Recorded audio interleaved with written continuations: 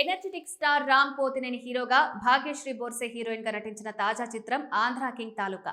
P Mahesh Babu దర్శకత్వం వహించిన ఈ సినిమా నవంబర్ 27న ప్రపంచవ్యాప్తంగా విడుదలైంది.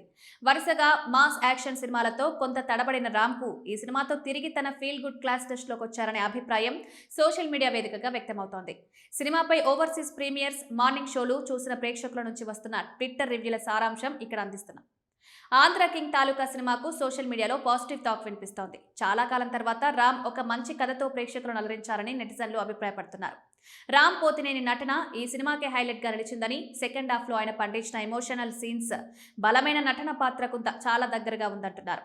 దర్శకుడు P Mahesh Babu solid writing, strong డైలాగులతో మెప్పించాడని, ముఖ్యంగా హీరో అభిమాని మధ్య ఉన్న క్యూట్ లవ్ స్టోరీకి లింక్ పెట్టిన విధానం బాగుందన్నారు.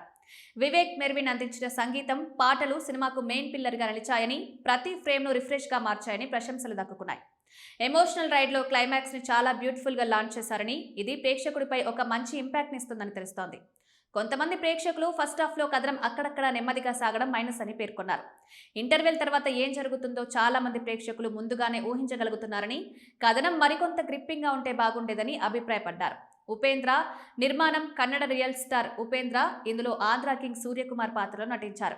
ఆయన నటన డెప్త్ గా ఉందని, పాత్రకు సరిగ్గా సరిపోయిందని రివ్యూలు వస్తున్నాయి. మైత్రి మూవీ మేకర్స్ నిర్మాణ విలువలు ఎక్కడా తగ్గకుండా సినిమాను నిర్మించారని ప్రేక్షకులు పేర్కొన్నారు.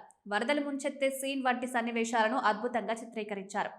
మొత్తం మీద ఆంధ్ర కింగ్ తాలూకా సినిమా రామ్ పోతినేని ఖాతాలో ఒక decent feel good emotional comeback film అని సోషల్ మీడియా టాక్ బలంగా ఉంది.